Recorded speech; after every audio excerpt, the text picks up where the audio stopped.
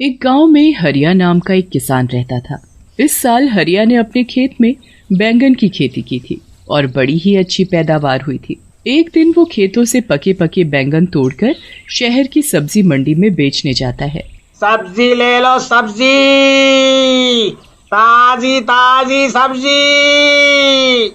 शाम तक उसके लगभग सारे बैंगन बिक जाते हैं और बस थोड़े से बैंगन ही बचते हैं।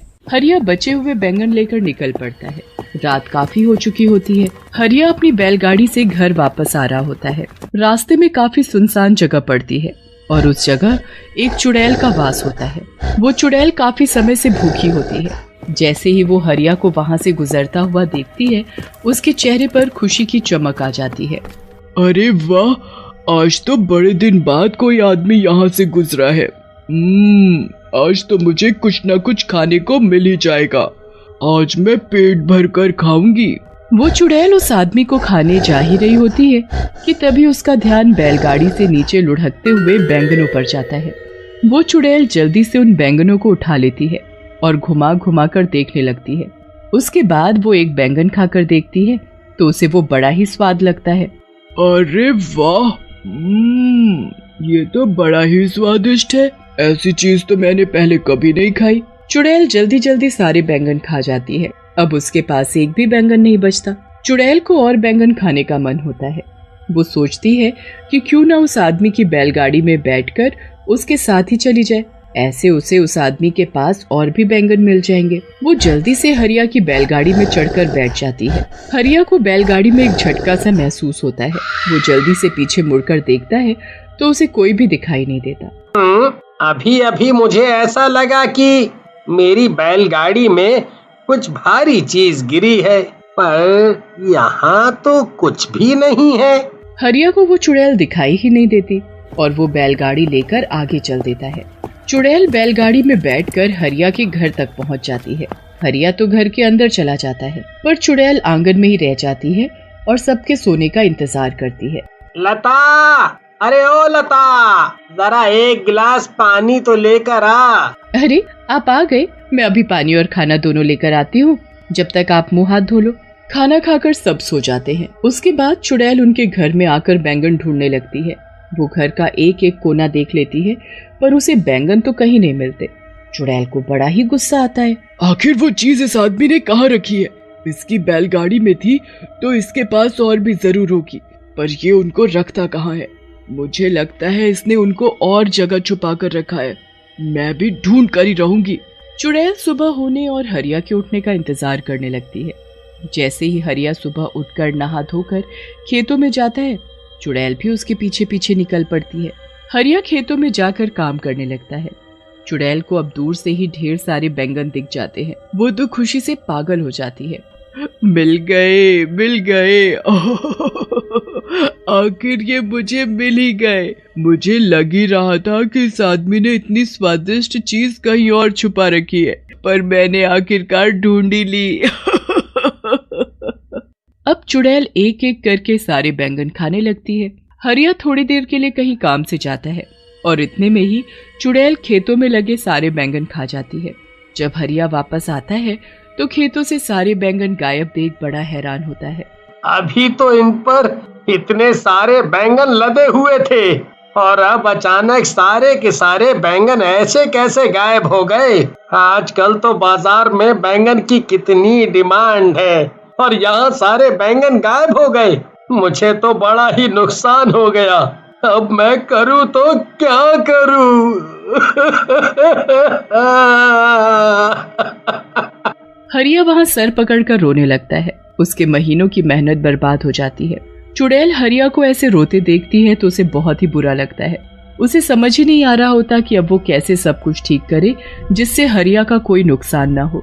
मेरी वजह से इस भले आदमी का इतना नुकसान हो गया। इसके सारे बैंगन मैं खा गई। अब मुझे ही दोबारा इनको उगाना होगा।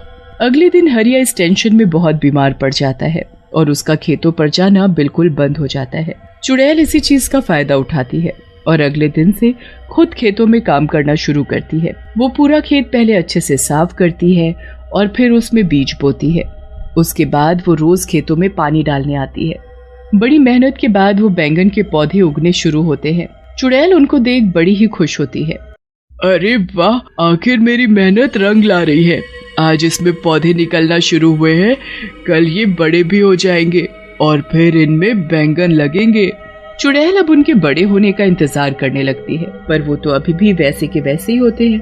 अब चुड़ैल को समझ आ जाता है कि ये पौधे इतनी जल्दी थोड़ी बड़े हों। फिर वो परेशान हो जाती है कि कैसे उनको जल्दी बड़ा किया जाए, जिससे कि उसमें समय से पहले ही बैंगन उगना शुरू हो जाए। चुड़ैल इस बात का हल निकालने के लिए फिर वापस उसी जगह पर जाती है जहाँ उसका वास था। वहाँ जाकर वो अपनी चुड़ैलों में सबसे शक्तिशाली चुड़ैल के पास जाती है और उससे इसका हल पूछती है। हे चुड़ैलों की चुड़ैल, मुझे कोई ऐसा उपाय दो जिससे मैं जल्दी से खेतों में बैंगन उगा सकूं। क्या? ये तू क्या बोल रही है? तुझे बैंगन की खेती करने की क्या जरूरत पड़ गई? बस मैं क्या बताऊं, मैंने पहली बार बैंगन चखे और वो मुझे इतने स्वाद लगे कि मैंने किसी गरीब और भले आदमी के खेतों के सारे बैंगन खा लिए। बेचारा इस सदमे में बीमार हो गया, बहुत रो रहा था, तो मुझे देखकर बिल्कुल अच्छा नहीं लगा। मैंने उसकी मदद करने की कोशिश की और उसके खेतों में फिर से बैंगन की खेती शुरू कर दी, पर अब वो पौधे अपने तरीके से धीरे धीरे उग रहे हैं। ऐसे तो वो बहुत वक्त लगाएंगे और महीनों में उसमें बैंगन उगेंगे। बेचारा वो आदमी तब तक क्या बेचेगा और कैसे अपना घर चलाएगा? उस बेचारे के घर में उसकी बीवी और 2 छोटे छोटे बच्चे भी हैं। ठीक है, मैं सब समझ गई।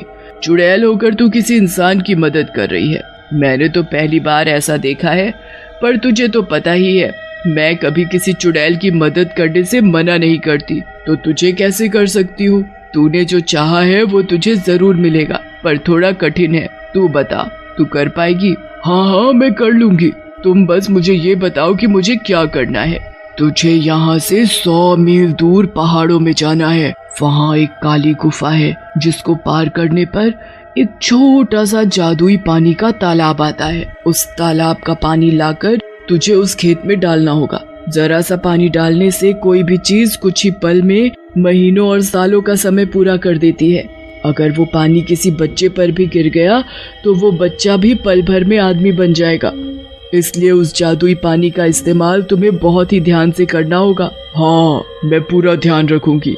अब मैं जल्दी वहाँ के लिए निकलती हूँ, क्योंकि मैं जरा भी समय बर्बाद नहीं करना चाहती। चुड़ैल जैसे तैसे 100 मील की दूरी तय करती है। उसके बाद वो काली गुफा को पार करके उस तालाब तक भी पहुंच ही जाती है।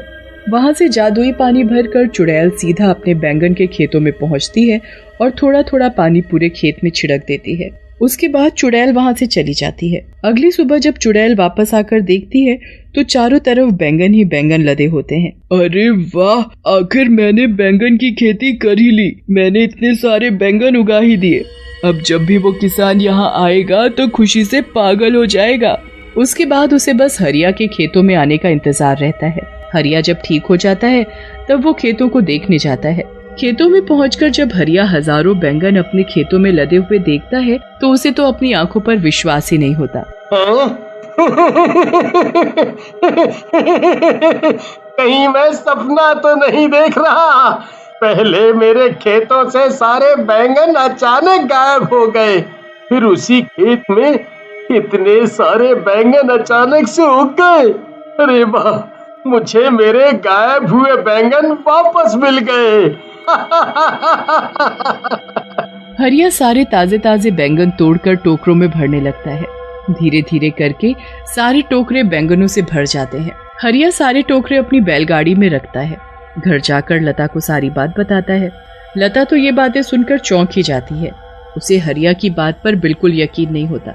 मुझे लगता है आप पागल वागल हो गए हो। अरे भगवान, मैं कोई पागल वागल नहीं हुआ हूँ। तू चलकर अपनी आंखों से देख ले। लता जब बाहर जाकर बैलगाड़ी देखती है तो वाकई में बैलगाड़ी बैंगनों के टोकरों से भरी हुई होती है। लता ये देख बड़ी खुश हो जाती है, पर उसे भी समझ नहीं आ रहा होता कि ये सब आखिर हुआ तो कैसे हुआ। उनके लिए ये तो कोई चमत्कार ही था। पर तभी चुड़ैल उनके सामने आ खड़ी होती है। हरिया और लता तो उसे देख बड़े घबरा जाते हैं। मुझसे डरो मत, मैं तुमको कुछ नहीं कहूँगी। मैं तो दरअसल तुमको कुछ बताने आई हूँ। चुड़ैल फिर हरिया और लता को सारी बात बताती है। मैंने तो हमेशा सुना था कि चुड़ैल बहुत बुरी होती हैं, पर आज ये देखकर बहुत अच्छा लगा कि दुनिया में अच्छी चुड़ैल भी हैं। अब मैं तुमको रोज बैंगन खिलाऊंगा।